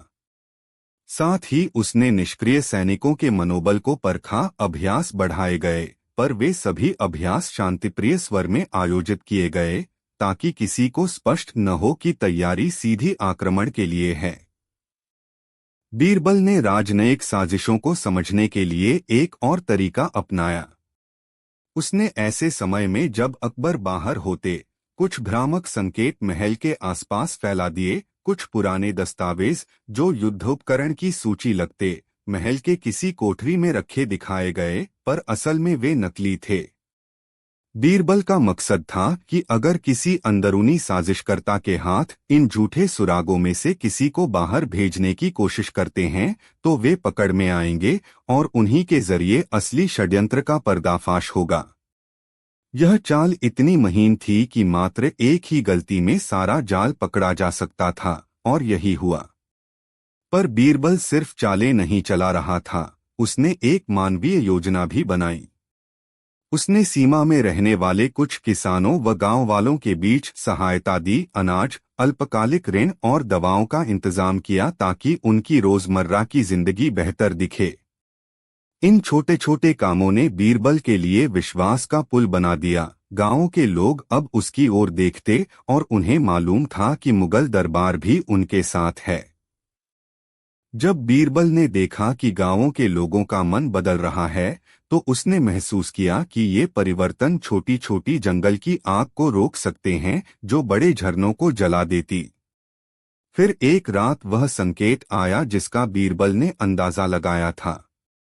सीमा के एक छोटे किले में अचानक कुछ हलचल हुई, कुछ सैनिकों की तैनाती अचानक बढ़ गई और कुछ अजीब तरह के संदेश जल्दी जल्दी भेजे गए। बीरबल ने अपने छिपे हुए लोगों से खबरें इकट्ठी की और पाया कि सीमा के पास एक नए गठबंधन का गठन हो रहा था। कुछ छोटे छोटे राजपूत सरदार और एक बाहरी सेनानायक मिलकर कुछ बड़ा करने की योजना बना रहे थे। यह योजना अगर सफल होती तो मुगल साम्राज्य को कंटीले जाल में बांधा जा सकता था। बीरबल ने समझ लिया कि अब समय केवल बातचीत का नहीं रह गया, अब उसे दिखाना होगा कि अगर युद्ध हुआ तो उसका जवाब यही होगा, समझदारी और कठोरता दोनों साथ। बीरबल ने सबसे पहले अकबर को शांत रखा और अपने दांत पीसकर कुछ और मजबूत कदम उठाए। उसने महल के कुछ भरोसेमंद सैनिकों को छिपकली की तरह सीमावर्ती इलाकों में भेजा ताकि वे रात को गश्त करके जानकारी लाएं।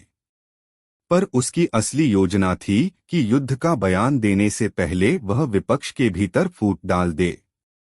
उसने अपने एक भरोसेमंद साथी अमर नाम के मराठा सेनाध्यक्ष को गुप्त रूप से भेजा और उससे कहा कि वह एक छोटा सा हमला कैटलॉग करे, पर वह हमला नकली होगा। असल संकेत यह होगा कि मुगल सेना गंभीर है और हर तरह के हमला का सामना कर सकती है। यह नकली हमला जब हुआ तो वह विरोधी सेनानायक के दिमाग में शंका भर गया, क्या सामने वाली ताकत हमारे बराबर खड़ी है? यह शंका बीरबल की सबसे बड़ी हथियार बन गई। इसी बीच बीरबल ने राजनयिक तरीके नहीं छोड़े।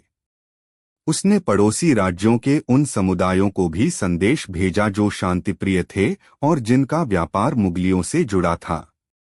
उसने उन्हें समझाया कि यह युद्ध किसी की जीत का कारण नहीं बनेगा, शिक्षा और उद्योग में निवेश ही सही जीत है। कुछ बुद्धिमान सरदारों ने उसकी बात सुनी और खामोशी से पीछे हट गए। यह असल में बीरबल की सबसे बड़ी कामयाबी थी। उसने दोनों तरफ के कुछ नेताओं में दरार डाल दी, इसलिए बड़ी संख्या में मातम और उत्साह अब घटने लगे। फिर कुछ ऐसी बातें हुई जो बीरबल की सूझबूझ का प्रमाण बनी। सीमा की एक गुप्त बैठक में जो शत्रु योजना बनाई जा रही थी, वहां अचानक अंदरूनी झगड़ा छिड़ गया।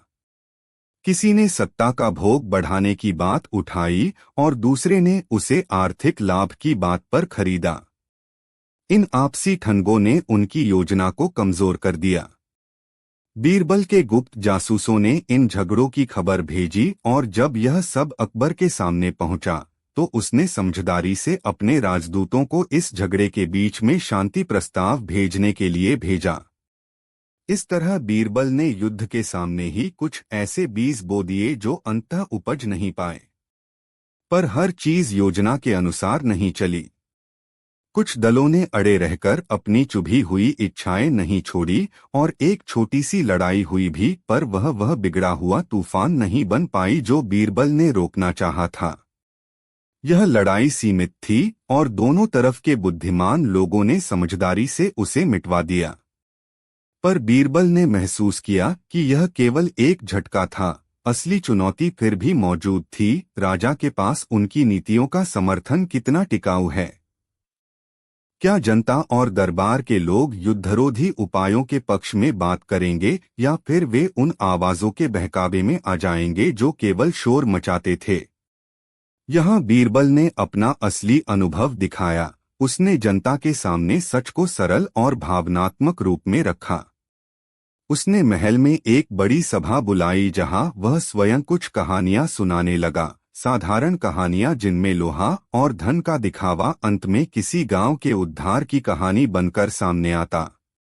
उसने बताया कि कैसे एक छोटे से गांव के लोगों ने मिलकर अपने खेतों को बचाया क्योंकि वे आपस में बांटे और धैर्य रखा, और कैसे वही गांव बाद में समृद्ध हुआ। यह सभा न केवल सुनने वालों के दिलों पर असर लाई बल्कि उससे सामने वाले सरदारों के मन में यह प्रभाव पड़ा कि युद्धरोधी नीति सार्थक है। लोगों का भरोसा जीतना बीरबल का उद्देश्य था, क्योंकि जब जनता शांति चाहती है तो शासक भी मजबूर होकर शांति के मार्ग पर चल पड़ते हैं। समय के साथ बीरबल की चालों ने असर दिखाया। विरोधी गठजोड़ टूटने लगे। कुछ सरदारों ने शांति की राह पकड़ी और कुछ ने छोटे छोटे समझौते कर लिए। बीरबल ने स्पष्ट कर दिया कि युद्ध केवल सैनिकों की परीक्षा नहीं, यह समाज की परीक्षा भी है। उसने अकबर को उपदेश नहीं दिया, बल्कि उसने दिखाया कि शासक की समझदारी और जनता का विश्वास मिलकर किस तरह बड़े युद्धों को टाल सकते हैं। पर एक बात और थी, बीरबल ने यह भी सुनिश्चित किया कि यदि युद्ध हुआ तो मुगल सेना तैयार होगी। उसने सीमा पर गुप्त किले और आपूर्ति पथ तैयार किए ताकि किसी भी समय सेना को तुरंत समर्थन मिल सके। उसने योद्धाओं का मनोबल बढ़ाने के लिए शिक्षण प्रशिक्षण बढ़ाया, मगर यह सब शांतिप्रिय ढंग से किया गया ताकि परोक्ष धमकी बनकर विरोधियों पर दबाव डाले। और फिर वह दिन आया जो बीरबल ने पहले देखा था। पड़ोसी राज्य के कुछ कट्टरपंथियों ने एक आखिरी प्रयास किया।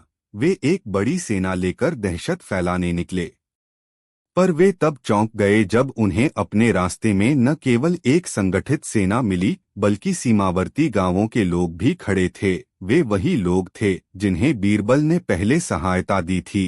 वे अब मुगल पक्ष में थे। और सबसे बड़ी ताकत यह थी कि कई उन विरोधी सरदारों के बीच अब आपसी मतभेद सामने आ गए थे और कोई भी उस बड़ी सेना का नेतृत्व करने के लिए एकजुट नहीं था। युद्ध तो हुआ, पर वह भीषण तबाही नहीं बन सका जो होना था। संघर्ष सीमित रहा और जल्दी ही दोनों पक्षों के बुद्धिमान लोग शांतिप्रिय वार्ताओं के लिए बैठे। वास्तव में बीरबल ने यह साबित कर दिया कि उसने बड़े युद्ध को कहा नहीं बल्कि उसे टाला। उस दिन उसने आहिस्ता से परिदृश्य बदल दिया। उसने दिखाया कि युद्ध जब अनिवार्य न हो तब उसकी आग को बुझाने का मार्ग समझदारी में है, और जब युद्ध अनिवार्य हो तब उसकी तैयारी और अनुशासन में है। अकबर ने बीरबल की सूझबूझ की प्रशंसा की और उसने कहा, तुमने न केवल मेरे साम्राज्य की रक्षा की पर मेरे लोगों का मन भी बचाया। बीरबल ने केवल मुस्कुराकर कहा, जहां पनाह, जब आवाजें समझदारी से चलें और काम संवाद से हो तो बड़े बड़े तूफान भी शांति के समुंदर बन जाते हैं। उस युद्ध के बाद के वर्षों में भी बीरबल की नीति और उसके तरीके इतिहास के पन्नों में दर्ज हुए। लोग अक्सर बीरबल से पूछते, तुमने युद्ध का संकेत कैसे जान लिया? और वह साधारणता से बोलता, कभी कभी पत्थरों की खरोंच, कभी कभी व्यापार के उखड़ने और कभी कभी लोगों की आंखों की झिझकी, ये सभी संकेत होते हैं। पर असली राज यह था कि बीरबल ने किसी एक संकेत पर भरोसा नहीं किया। उसने कई छोटे छोटे तार जोड़कर एक बड़ा चित्र देखा और उस चित्र के अनुरूप उपाय किए। उसने दिखाया कि राजनीति मात्र शक्ति नहीं है, यह समझदारी, मानवता और स्थायी नीति का मेल है। समय ने बीरबल की बातें सच्ची साबित की। जब बाहर की दुनिया में और भी तूफान उठे, अकबर ने बीरबल के बनाए हुए नियमों और संरचनाओं की धरोहर को अपनाया। व्यापार में पारदर्शिता लाई गई, सैनिकों का प्रशिक्षण स्थायी हुआ और सबसे बड़ी बात यह हुई कि जनता और शासन के बीच जो विश्वास बीरबल ने जोड़ा गया वह गहरा हो गया। युद्धों की जगह पर वार्ताएं आने लगीं और जहां कभी तलवारें गूंजी वहां अब विकास की बातें उठने लगीं। बीरबल का नाम न केवल मजाक और बुद्धि के कारण याद रखा गया, बल्कि उसके कारण समाज ने एक नई समझ हासिल की कि बड़े युद्ध केवल सेनाओं में नहीं बल्कि नीतियों में भी रोके जा सकते हैं। कहानी का अंत यह नहीं था कि युद्ध तो कभी नहीं होगा। इतिहास ने बाद में भी कई बार झगड़ों को देखा, पर वह बड़ा युद्ध जो बीरबल ने पहले आंखों में देखा था वह न तो बीरबल के समय में न ही अकबर के शासनकाल में भड़क पाया। बीरबल ने यह सिखाया कि एक बड़े युद्ध की बात कह देने से कुछ नहीं होता, बोले हुए शब्दों को कामों में बदलना पड़ता है। उसने यह भी सिखाया कि जनता के साथ सहानुभूति, सीमावर्ती लोगों के साथ समझ और अंदरूनी व्यवधाओं का सुधार ही वह ढाल है जिससे सभ्यताएं बच सकती हैं।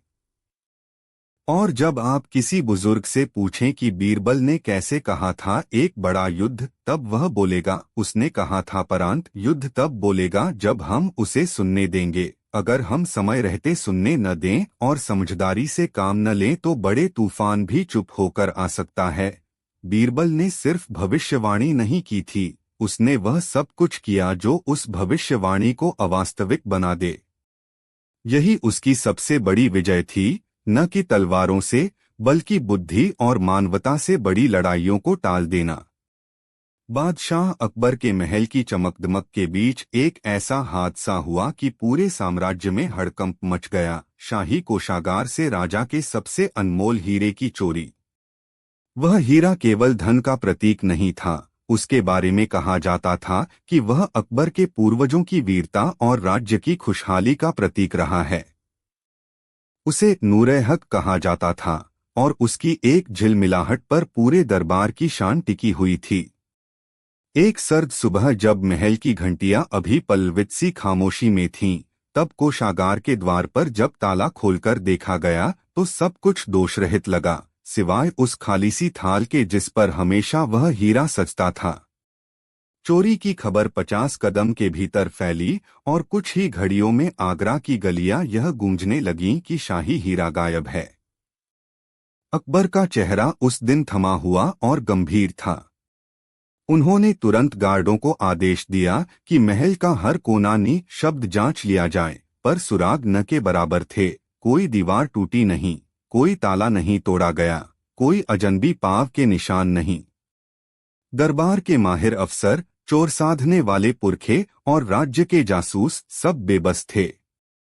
राजा ने तभी बीरबल को बुलाया। बीरबल का चेहरा सामान्य से अधिक गंभीर और शांत था। वह जानता था कि ऐसी घटनाएं केवल शाही संपत्ति के नुकसान से ज्यादा होती हैं, वे जनता के मन का विश्वास हिला देती हैं। तुम्हें क्या दिखता है, मेरे मित्र, अकबर ने पूछा। बीरबल ने थोड़ी देर सोचा और बोला, जहां पनाह, यह चोरी केवल एक चोर की चाल नहीं, इसमें कोई भीतर का हाथ हो सकता है। यदि हमने तुरंत जांच न की तो नूर-ए-हक से बढ़कर जो चीज बिक रही है वह राज्य का आत्मविश्वास है। बिघरोम भटकों की जगह बीरबल ने अलग ही रास्ता चुना। उसने पहले महल के कोषागार का निरीक्षण अकेले किया, उस कमरे का जहां आज भी मोमबत्तियां गीली खुशबू छोड़ रही थीं और ताबीजों की सूखी पत्ती जमीन पर बिखरी थी। उसने ध्यान दिया कि हीरे की थाली के नीचे फर्श पर एक बहुत महीन सा आभास था, लगभग नगण्य, पर बीरबल की पैनी नजर के लिए संकेतपूर्ण एक छर्रों की पतली परत जो चूने जैसी नर्म और हल्की चमक वाली थी। वह कोई मिट्टी नहीं थी, यह कोई लालसा धूल थी जो खास किस्म के ऊंचे पहाड़ों के रास्तों पर मिलती थी, जो महल की ओर केवल अपने खास कारोबारियों के माध्यम से आती थी। बीरबल ने यह भी नोट किया कि खिड़की के समीप रखे पुराने कालीन पर एक छोटा सा तंतु अटक रहा था, रंग में हल्का पीला और बीच में काले धब्बों की पंक्तियां, जैसे उस तंतु ने अचानक किसी गीली चीज को झटक दिया हो। इन संकेतों को जोड़कर बीरबल ने महसूस किया कि यह चोरी योजनाबद्ध थी और चोर शायद भीतर का कोई व्यक्ति था, पर किसके साथ उसकी मिलीभगत थी यह पहचानना कठिन था। उसने सबकी आंखों में भय न घोलते हुए शांतिपूर्वक पूछताछ शुरू कर दी। बीरबल ने कठोर पूछताछें नहीं की, वह कहानियों, चुटकुलों और छोटे छोटे खेलों के माध्यम से लोगों के मनों को खोलता। वह इकट्ठा हुआ और कहा, हम एक छोटा सा खेल खेलेंगे। वे जो कल रात कोषागार के नजदीक गए होंगे, वे अपने जूतों की एक एक पटी यहाँ छोड़कर जाएं। लोग हैरान हुए, पर उन्हें ज्ञात था कि बीरबल के तरीके अक्सर विचित्र होते हैं। कुछ नौकरों और छोटे अफसरों ने अपनी पटियां दी, पर कोई भी वैसा निशान नहीं था जो बीरबल ने देखा था। फिर उसने अपने सध्यान से एक शर्त रखी, हर वह आदमी जो उस रात सजग था और जिसको किसी प्रकार की असहजता महसूस हुई थी, वह आगे आए और खुले दिल से बताए। इस तरह एक एक करके छोटे से छोटे सुराग बाहर आने लगे। एक चश्मा जो गलती से गिर गया था, एक बहता हुआ स्याही का दाग, एक खामीदार घड़ी का टूटना, पर कोई भी सीधे हीरे तक नहीं पहुंचा। बीरबल ने तब महल के उन लोगों पर ध्यान केंद्रित किया जो हाल के दिनों में अचानक धन के निशानों से घिरे थे। वह नामों की सूचियां नहीं बना रहा था, वह उन छोटी छोटी जीवन हरकतों को देख रहा था जिन्हें आम लोग भूल जाते हैं। किनको महल के किन हिस्सों में पहुंचने की जरूरत बड़ी थी, किसके पास शहजादी के कार्यक्रमों को थामने की जिम्मेदारी थी, किसके पास कोषागार की चाबी तक पहुंचने का अवसर था। एक नाम बार बार उभरता दिखा, राजेंद्र, कोषागार की पुरानी कुंजी संभालने वाला एक दर्जी सदृश अधिकारी, जिसे लोग प्यार से रंजीत कहते थे। रंजीत शांत था, पर कुछ दिनों से हमेशा थकासा दिखता था। बीरबल ने उसे बुलाया और नरम स्वर में पूछा, तुम कल रात कहाँ थे? रंजीत ने सिसक कर कहा, मैं अपनी ही छोटी सी घर की दिक्कत में फंसा हुआ था, इसलिए रात में थोड़ी देर बाहर गया था। मैंने ईश्वर से प्रार्थना की कि मेरे परिवार के लिए कुछ सहारा मिल जाए। उसकी आंखों में सच्चाई थी, पर यह भी सच था कि रंजीत के पास हीरे की थाली तक पहुंचने का मार्ग था, पर क्या वह ऐसा कर सकता था? बीघरों के भीतर छोटी छोटी बातें बड़ी तस्वीर बनाती दिखीं। बीरबल ने पाया कि कुछ महीनों से महल के पुराने जिम्मेदार अफसरों का आना जाना कुछ घटा सा था और नए लोग धीरे धीरे उनकी जगह ले रहे थे। इन नए लोगों में एक का नाम अधिक सुनने को मिला, हकीम सुल्तान। वह महल का एक नया वित्तीय सलाहकार था जो शहर के बाहर से आया था और जिसे रॉयल व्यापार में पहले भी अनुभव था। वह सज्जन और आकर्षक था। उसने अकबर से सलाह देने के साथ साथ कई छोटे उपहार भी भेजे, रंग बिरंगे चश्मे, विदेशी मसाले और अच्छी किस्म की वस्तुएं। पर बीरबल ने देखा कि हकीम के साथ जुड़ी कुछ बातें संदिग्ध भी थीं। उसकी बहनों की शादी के लिए किए गए भव्य खर्च का कोई ठोस स्रोत नहीं दिखता था। बीरबल ने महसूस किया कि हकीम का आना केवल साधारण सलाह नहीं, उसके साथ कुछ और लाया गया था जो धीरे धीरे महल के भीतर नजर न आने वाला जाल बुन रहा था। अगले दिन बीरबल ने एक चालाक योजना बनाई। उसने महल के अंदर अफवाह फैलाई कि राजा एक नवीन तोहफे में बड़ी सी पाखी वाली गर्दन की माला खरीदने वाले हैं, और उन्होंने सार्वजनिक रूप से कहा कि राजधानी के लिए हर कोई अपनी छोटी सी कमी और कमजोरियों की जांच कर ले। यह बात सुनकर कई लोगों की नींद उड़ गई, लेकिन बीरबल का उद्देश्य केवल डर फैलाना नहीं था। वह जांच को ट्रिगर करना चाहता था कि कौन लोग भय से कुछ तरह की गलती कर दें। उसी शाम को जब महल की दीवारें लंबे लंबे सन्नाटे में थीं, बीरबल अपने कुछ भरोसेमंद लोगों के साथ छुपकर महल के निचले मार्गों की निगरानी कर रहा था। उन्होंने दरबानखानों पर ध्यान दिया, उपहारों की श्रृंखलाओं पर नजर रखी और देखा कि हकीम अक्सर उन उपहारों के पैकेटों के पास जाता है जिन्हें वह विशेष रूप से उन आदमियों को देता था जिन्हें वह अपने उद्देश्य में उपयोग कर रहा था। बीघरों के जाल में अब एक और धागा जुड़ गया। जानकारी के साथ साथ भावनाएं भी सामने आने लगीं। एक नौकर जिसका नाम छोटू था, अचानक असमंजस में बीरबल के पास आया और बोला कि उसने किसी अज्ञात व्यक्ति को रात्रि में कोषागार के निकट देखा था जो हवा की तरह आकर चला गया। छोटू की आंखों में डर था पर उसके शब्दों में सच्चाई भी। बीरबल ने तुरंत छोटू को मनाया और उससे कहा कि वह सब कुछ बिना डर के बताए। छोटू ने बताया कि उस व्यक्ति के जूते पर चिपके कुछ ज़रे थे, वही पीले और काले धब्बेदार तंतु जो बीरबल ने पहले देखे थे।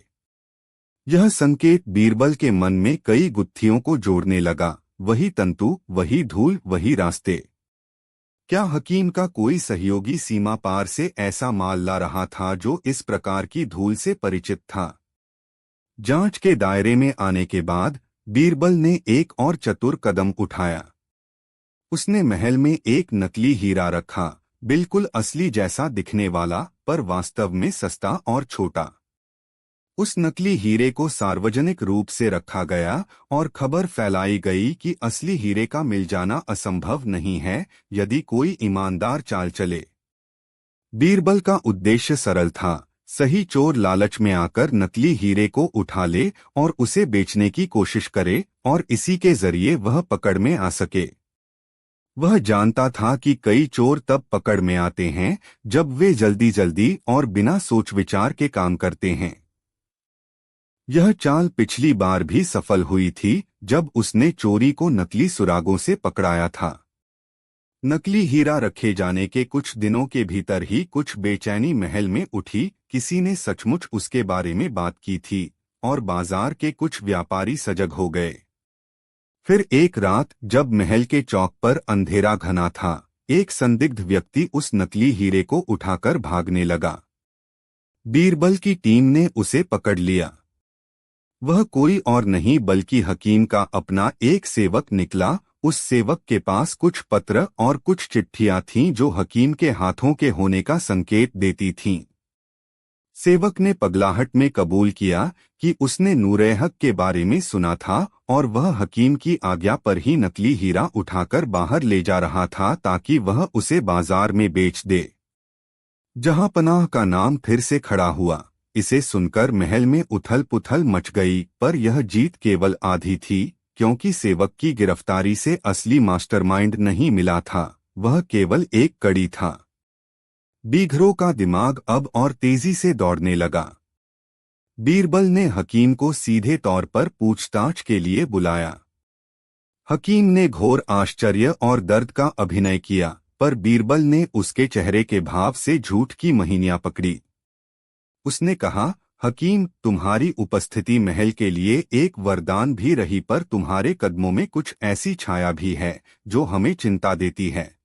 हकीम ने कबूला कि उसने कुछ विदेशी संपर्क बनाए तो थे, पर उसने आरोपों से इनकार किया। बीरबल ने तब एक और चाल चले। उसने हकीम के घर की गुप्त तलाशी का आदेश दिया और वहां से कुछ दस्तावेज और एक छोटा सा डिब्बा मिला जिसमें वही पीले धब्बेदार तंतु और विदेश से आए हुए सामान के बिल थे। यह सबूत हकीम के लिए किसी तलवार से भी तेज था। पर कहानी का सबसे बड़ा मोड़ तब आया जब बीरबल ने दस्तावेजों के कागज पर लिखे हुए कुछ संकेतों को पढ़ा। उन संकेतों में एक नाम बार बार उभरता था, मंसूर अली, वह व्यक्ति जो वर्षों पहले राज्य के किन्हीं दुश्मनों के साथ तस्करी में जुड़ा हुआ था। मंसूर आगरा के पास नहीं था, पर उसके हाथों में सीमाओं से आने जाने वाले माल पर पकड़ थी। बीरबल ने महसूस किया कि यह केवल महल के भीतर का चोर नहीं, यह एक व्यापक नेटवर्क था जिसमें कुछ दरबारी लोग भी शामिल थे। यदि इसे समय रहते न पकड़ा गया तो नूरे-हक उस नेटवर्क की हवाले हो सकता था और सांस्कृतिक और राजनीतिक रूप से राज्य को अपार क्षति हो सकती थी। हकीम को गिरफ्तार कर लिया गया, पर बीरबल ने देखा कि उसके हौसले टूटे नहीं थे। वह किसी बड़े खेल का कठपुतली मात्र था और कठपुतलियों के पीछे के कठपुतलीकारों का पता लगाना कठिन था। बीरबल ने तब एक ऐसा उपाय निकाला जो अक्सर उसकी सूझबूझ का आधार रहा था। उसने जनता के बीच विश्वास बहाल करने के साथ साथ उन लोगों को खुद पर उभार कर अपनी गलती करवाने का निर्णय लिया।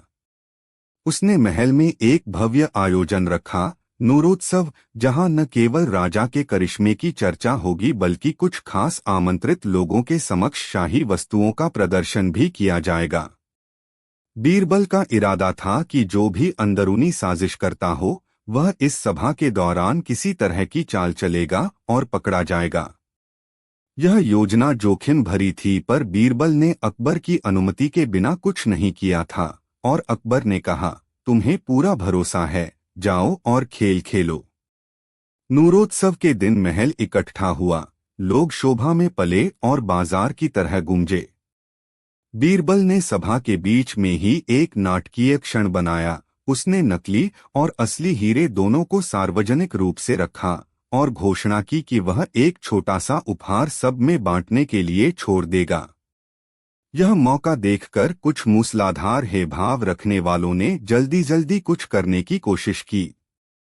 उसी समय बाहर से कुछ शोर हुआ। हकीम का एक सखा महल के दरवाजे पर आ पहुंचा और अपनी हठधर्मी हरकतों से असहमति दिखा रहा था। बीरबल की टीम ने उसे घेर लिया और देखा कि वह मंसूर अली की खुफिया कड़ी थी। उसके पास नूरे-हक से जुड़ी कुछ सूक्ष्म जानकारी थी। पूछताछ में उसने कहा कि असली हीरा अब तक किसी विदेशी व्यापारी के हाथ में पहुंचा दिया गया है, पर उसने यह भी कबूल किया कि असली मास्टरमाइंड दरबार के कुछ और भी ग्रहणशील लोगों के साथ बैठकर योजना बना रहा था। अगले अनेक दिनों में बीरबल ने महल की दीवारों के भीतर और बाहर गहरी जांच जारी रखी। उसने पाया कि रंजीत, हकीम और कुछ अन्य लोग असल में आपस में गठजोड़ कर रहे थे, पर उनकी मानसिकता केवल लालच से ज्यादा थी। उनमें से कुछ का कहना था कि वे राजा की दृष्टि में बदलाव लाना चाहते थे और धन के माध्यम से अपने उद्देश्यों को पक्का करना चाहते थे। पर बीरबल ने देखा कि इन लोगों का एक बड़ा भाव था। कोई अंदर ही अंदर इस बात से दुखी था कि राज्य में कुछ बदलाव जरूरी थे, पर उन्होंने गलत रास्ता चुना। यहाँ से बीरबल ने न केवल अपराध को पकड़ने का निर्णय लिया बल्कि सुधार का भी। अंततः एक ठंडी रात में बीरबल और उसकी टीम ने मिलकर एक अंतिम जाल बिछाया। उन्होंने मंसूर अली के एक नजदीकी सहयोगी को फांसी की तरह दांव पर रखकर बाहर बुलाया और उसे यह दिखाया कि हम उसके सारे रास्ते काट चुके हैं। अब या तो वह स्वयं हीरे की असली जगह बताए या फिर उसे वह सब कुछ खोना होगा जो उसने पाया था। दबाव और समय के अभाव में वह टूट गया और उसने हृदयस्पर्शी सच्चाई खोल दी। असली हीरा अभी भी महल के भीतर ही था, पर उसे एक अप्रत्याशित जगह पर रखा गया था। वह जगह राजा की सबसे निजी वस्तुओं में से एक का हिस्सा बन गई थी। यह सुनकर दरबारियों के कलेजे कांप उठे। बीरबल ने तुरंत महल की उस निजी छतरी की जांच करवाई जहां अक्सर राजा के पुराने पत्र, विवाह बांधों के स्मारक और कुछ पारिवारिक चिट्ठियां रखी जाती थीं। वहां पर परतों के बीच एक बहुत सूक्ष्म सा लिफाफा निकला और उसके भीतर नूरे-हक की चमक फिर उसी तेजी से लौट आई जैसे सर्दियों के बाद सूरज निकलता है। पर कैसे? किसने उसे वहां रखा था? पूछताछ में सनसनीखेज खुलासा हुआ। रंजीत ने, जिसने अपनी गरीबी और परिवार की स्थिति के कारण चोरी को मान लिया था, पर उसने हीरे को बेचने के बजाय उसे राजा के कक्ष में रख दिया था, क्योंकि उसके दिल में बार बार अकबर के प्रति सम्मान और डर दोनों थे। वह सोच रहा था कि यदि चोरी पकड़ी जाए तो वह चेहरा दिखाकर सबको बताएगा कि उसने यह सब क्यों किया, पर डर और शर्म ने उसे चुप करा दिया। जब बीरबल ने रंजीत से पूछा कि उसने हीरा क्यों छिपाया, तो वह रो पड़ा और बोला, मैंने बदमाशी की, पर मैं उसे बेच नहीं सकता था। वह तो जहांपनाह की विरासत है। मैंने सोचा कि यदि मैं उसे वापस कर दूंगा तो शायद मैं अपना पाप धो दूंगा। उसकी बातें सुनकर न केवल अकबर की आंखों में आंसू थे, बल्कि पूरे दरबार में एक ठहराव सा आ गया। अकबर ने रंजीत को कठोर नहीं किया। वे जानते थे कि दोषी और पीड़ित की रेखाएं कई बार मिल जाती हैं। पर बीरबल ने कहा कि केवल सजा से कुछ हासिल नहीं होगा, कारणों का इलाज करना होगा। रंजीत की परिस्थिति, हकीम की लालच और मंसूर जैसे तस्करों की चालें, इन सबको अलग अलग तरतीब से संभालना था। अकबर ने दृढ़ता से आदेश दिए कि नूरे हक को महल में फिर से सजाया जाए और सार्वजनिक रूप से राज्य को लौटाया जाए, पर साथ ही उन्होंने यह भी निर्धारित किया कि रंजीत को सामान्य दंड के साथ साथ शिक्षा और आर्थिक मदद दी जाए ताकि वह फिर कभी ऐसा न करे। हकीम और मंसूर जैसे बाहरी खेलकर्ताओं के खिलाफ कड़े कदम उठाए गए। कुछ को कारावास हुआ, कुछ को संपत्ति छीन ली गई और कुछ को वापसी का मौका दिया गया यदि वे समाज में सहयोग करें। पर सबसे महत्वपूर्ण बदलाव यह हुआ कि अकबर ने महल की संरचनात्मक कमियों को दूर किया। कोषागार की सुरक्षा बढ़ा दी गई, राजस्व के लेन देन में पारदर्शिता लाई गई और कर्मचारियों के वेतन में सुधार किया गया ताकि किसी की मजबूरी फिर अपराध का कारण न बने। जब नूरहक फिर से सिंहासन के पास आया तो अकबर ने उसे उठाकर जनता के सामने रखा और कहा, यह माल हमारा नहीं, यह सबका है। और जो आज हुआ वह हमें यह सिखाता है कि हमें अपने घर के भीतर की रक्षा के साथ साथ अपने लोगों की रक्षा भी करनी होगी। बीरबल खड़ा था, उसकी आंखों में वही चपलता थी पर उसके चेहरे पर संतोष भी था। उसने जाना कि उसने केवल हीरे को नहीं ढूंढा, उसने व्यवस्था के अंदर छुपी कमजोरियों को उजागर किया और एक ऐसा रास्ता दिखाया जिससे न केवल हीरा वापस आया बल्कि समाज भी थोड़ा सुधरा। समाप्ति में मीतमंडली में एक नई समझ बनी। रंजीत ने अपनी गलतियों का प्रतिपाद किया और जीवन की नई शुरुआत की। छोटू जैसे छोटे नौकरों को अब सम्मान मिला क्योंकि उन्होंने सच्चाई बताई। हकीम और मंसूर की जगह पर नए पारदर्शी व्यापारी और सलाहकार आए। और जहांपनाह अकबर ने यह सीखा कि कोई भी चीज, चाहे वह कितनी भी अनमोल क्यों न हो, जब तक उसे जनता के दिलों में रखा जाता है तभी उस चीज का असली मूल्य कायम रहता है। बीरबल ने महल छोड़कर एक शांत शाम में नदी किनारे बैठकर कहा, जहांपनाह, हीरा तो बस एक वस्तु है, असली हीरा वह है जो इंसान के अंदर होता है, ईमानदारी, सहानुभूति और समझदारी। जब यह खो जाता है तो बाहर की चमक भी मिट जाती है। अकबर ने सिर हिलाया और बुखार सा मुस्कराया, तुमने इस बार भी न केवल खजाने को बचाया पर लोगों के भरोसे को भी। और इस तरह नूरहक की कहानी महज चोरी और वापसी की कहानी नहीं रही, वह एक सबक बन गई कि शक्ति और संपत्ति की रक्षा केवल ताले तोते और सुरक्षा बल से नहीं की जा सकती, बल्कि संवेदनशील नीतियों, लोगों की भलाई और चतुराई से भी की जानी चाहिए। बीरबल ने फिर एक बार साबित किया कि उसके लिए असली अनमोल हीरा वही है जो दिलों में चमकता है और जब वह बाहर आता है तो सोना भी फीका पड़ जाता है।